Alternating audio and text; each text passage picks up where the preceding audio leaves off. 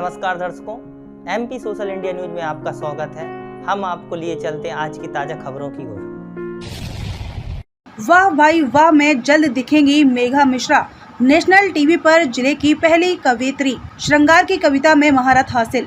नरसिंहपुर जिला का किया नाम रोशन। मध्य प्रदेश के नरसिंहपुर जिले की पहली कवयित्री मेघा आनंद मिश्रा जल्द वाह भाई वाह के टीवी शो में दिखेंगी। जिले की 5वीं और कवयित्री में पहली कहलाएंगी, जिनका जिले से चयन हुआ है। टीवी जगत के तारक मेहता शैलेश लोढ़ा के आमंत्रण पर कविता का शो वाह भाई वाह जो शेमारो चैनल टीवी में प्रतिदिन चल रहा है। जिले से मेघा आनंद मिश्रा को मुंबई काव्य पाठ के लिए आमंत्रित किया गया था तथा शो की शूटिंग हो चुकी है। टेलीकास्ट जल्द होगा। ऐसा करने वाली मेघा पहली कवयित्री होंगी जिन्होंने पूरे नगर का गौरव बढ़ाया है।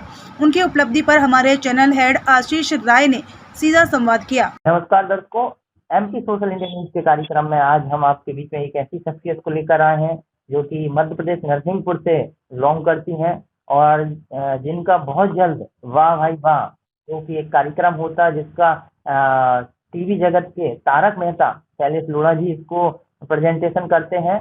हम उनसे सीधे रूबरू होते हैं। हमारे बीच में मेघा मिश्रा जी जुड़ रहे हैं ऑन कॉल पर। मेघा मिश्रा जी, आपका सोशल इंडिया न्यूज में स्वागत है। बहुत बहुत शुक्रिया सर, आपका बहुत आभार।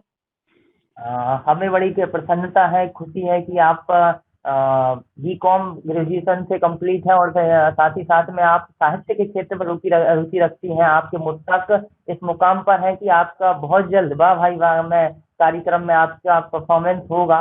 उसके बारे में आप बताइए, साहित्य में आपकी रुचि कैसे बनी और इस मुकाम पर आज हो आप किस तरीके से आपने पहुंचे इस मुकाम पर? जी बिल्कुल सर। एक्चुअली सर ऐसा होता है कि एक जीन में चला आता है कुछ प्रोफेशनल लाइन। तो मेरे जो दादाजी हैं वो भी लिखते थे, मेरे पापा हैं वो भी लिखते हैं और इसी तरह से कुछ अंश मुझ में भी आया है। बस फर्क इतना है कि उन दोनों ने मंचों पे कभी कोशिश नहीं की या कुछ परिवार की परेशानियों में उलझे रहे तो मौका नहीं मिल पाया। तो मेरे अंदर था इंटरेस्ट। तो पहले मैं क्या करती थी, जैसे किसी फ्रेंड का बर्थडे हुआ या स्कूल में कुछ कार्यक्रम हुआ तो मैं इसे थोड़ा थोड़ा लिखती थी, टूटा फूटा थोड़ा थोड़ा लिखती थी। तो मैं 9th से लिखती हूँ, 9th से मैं लिखती हूँ, लेकिन प्रॉपर जो मुझे मंच मिल रहे हैं वो मुझे लॉकडाउन के बाद से मिल रहे हैं। मतलब जिसको आप प्रॉपर एक मंच कह सकते हो, प्रेजेंट अपन जो करते हैं अपनी कविताओं को, हिंदी कविताओं को, तो वो मुझे लॉकडाउन से मिल रहे हैं। तो अब तक मिलते आ रहे हैं। आपको बता दूं, एमपी सोशल इंडिया न्यूज साहित्यकारों के लिए काव्य चेतना का एक कार्यक्रम चलाता आ रहा है। अच्छा। हम ऐसे साहित्यकारों को खोजते हैं, ढूंढते हैं और जी विजय नामदेव जी उसका संचालन करते हैं। जी सुंदर तरीके से हमारा उद्देश्य होता है कि जो विभिन्न क्षेत्रों में, विभिन्न राज्यों में अपने साहित्य में रुचि रखते हैं उनको प्रोत्साहित कर सके। और अरे बहुत बढ़िया। जब हमें आपका जानकारी लगी तो हम आपसे रूबरू होने से अपने आप को रोक नहीं पाए। इस माध्यम से आप जिस प्लेटफॉर्म पे पहुंच रहे हैं उस प्लेटफॉर्म पे पहुंचना मतलब नॉर्मल विषय नहीं होता, एक सहजता का विषय नहीं है। आपने उसके माध्यम से नरसिंहपुर जिले को गौरवान्वित किया है। कैसा लगता है जबकि हमारे कारण कोई पारिवारिक या माता पिता, घर परिवार या फिर हम कहें क्षेत्र गौरवान्वित महसूस करता है? तो सर जैसा आपने अभी कहा कि ये कोई सहजता का विषय नहीं है, तो मैं आपको जो अभी स्वर्गवासी पंडित गोपाल दास नीरज वो कवियों के बारे में क्या कहते हैं, मैं 2 पंक्तियां कहती हूँ कि आत्मा के सौंदर्य का शब्द रूप है काव्य, आत्मा के सौंदर्य का शब्द रूप है काव्य, माना होना भाग्य है, कवि होना सौभाग्य।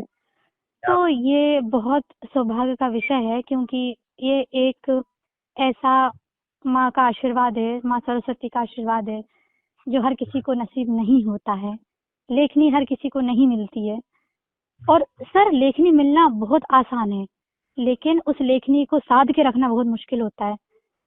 तो बस लिखते, जो आपके मन में जो विचार आए लिखते रहना चाहिए, जैसा भी रहे, चाहे वो टूटा फूटा जो भी हो, बस लिखना चाहिए।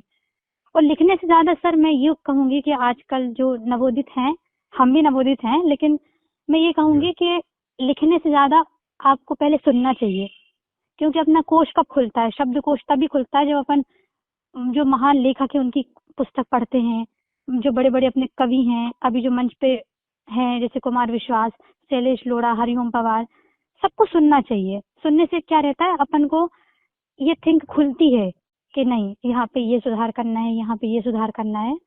तो यही मेरा मानना है। तो मैं सबकी बुक्स पढ़ती हूँ और सुनती हूँ, तो बस हो जाता है अपने आप। आप हमें बताइएगा कि जब आप वहाँ पर आपकी रिकॉर्डिंग तो हो चुकी है कंप्लीट, हाँ जी, कुछ 28 बाद मार्च को रिकॉर्डिंग हो चुकी है। कुछ दिनों बाद आपको उसका टेलीकास्ट भी होना है। जी वहाँ बिल्कुल। पर शैलेश जी से कैसा संवाद रहा, या कि आपकी जो आपने भेजी गई थी मुक्तक मुक्तक भेजे थे उन पर कैसा रिस्पांस रहा कि आपको वो है भी सुनने के लिए ललायक हो गए? सर एक्चुअली ऐसा है कि 28 मार्च को हम लोगों का शूट हुआ था। एक दिन में 4 एपिसोड शूट होते हैं, तो हम लोग 12-13 कवि थे। तो पहले वो क्या करते हैं, स्टूडियो में रिकॉर्डिंग होने से पहले वो जो उनकी वैनिटी वैन है उसमें सबको आमंत्रित करते हैं कि आप ये हैं। और सर एक बात बहुत अच्छी है उनकी कि हम लोगों का जो वीडियो था, मतलब अभी तक जितने भी पार्टिसिपेंट कर चुके हैं कवि कवित्री, वो वीडियो उस सर ने खुद सुना है, तब इनवाइट किया है। मतलब उनने किसी असिस्टेंट से या किसी से नहीं सुनवाया, वो खुद कान में लगा के फोन सुनते हैं। क्योंकि शैलेश लोढ़ा बहुत बड़े लेखक और कवि हैं, तो वो खुद रिकॉर्डिंग सुनते हैं, फिर वो तय करते हैं हाँ इनको यहाँ बुलाना है, इनको यहाँ बुलाना है। तो वो होता है ना, क्या बोलते हैं, एक मैं बोलूंगी, एक मुझे बहुत अच्छा वाकया याद आ रहा है कि जो काले पानी की सजा होती है ना, काले पानी की सजा सुना होगा आपने, कैसी होती है, कठोर। तो जो फर्स्ट टाइम जो टीवी पे जाता है, स्क्रीन शेयर करता है, उसके लिए वो टफ नहीं होता है, वो एग्जाम टफ नहीं होता है। बट एग्जाम हम लोगों का था वैनिटी वैन में, क्योंकि इतनी बड़ी शख्सियत के सामने बैठना, मतलब जो सेम फील्ड में है, कविता पढ़ना, तो बहुत बड़ी बात होती है। हो रही है उनको, तो और हाँ साक्षात्कार होना ही बहुत बड़ी बात होती है। सर, बहुत बड़ी बात होती है। और आपको मालूम, वो सुनते सबको सबको बराबर टाइम देते हैं, प्रॉपर। कितना टाइम लग रहा है तुम्हें, अगर कोई एक मुक्तक भूल भी गया था ना, क्योंकि प्रेशर इतना रहता है कि सब याद हुआ भूल जाते हैं लोग, तो वो उसको टाइम दे रहे थे प्रॉपर कि नहीं आप याद कर लो, मैं रुका हुआ हूँ, आप याद कर लो, फिर मुझे सुनाओ। वो पूरा सुनते हैं। और वो गलतियां, मतलब जैसे एक पिता नहीं डांटता है घर में कि इसको ऐसा नहीं ऐसा करना है, इसको ऐसा नहीं ऐसा करना है, तो उनने ऐसे डांट डांट के बताया, नहीं यहाँ नहीं, यहाँ से यहाँ बिठाओ, यहाँ से अंतरा उठाओ, इसको यहाँ से ऐड करो, इसको कट करो। ऐसा उनने मतलब प्रॉपर टाइम लिया।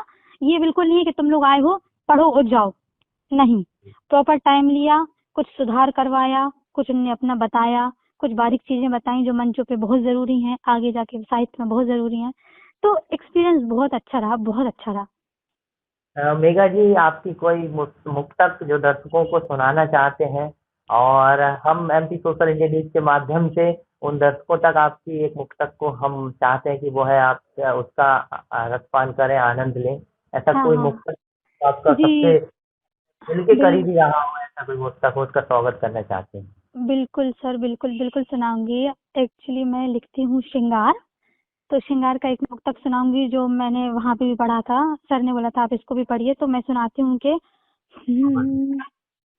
मेरे शालीन लहजे से मेरा अंदाज लिख देना, मेरे शालीन लहजे से मेरा अंदाज लिख देना, मेरे खामोश लफ्जों से मेरी आवाज लिख देना, तुम लिख देना मेरे हर के जीवन के तजुर्बे को, तुम लिख देना मेरे हर के जीवन के तजुर्बे को, मेरी रग रग में शामिल हो, मेरी रग रग में शामिल हो, मेरे हमराज लिख देना।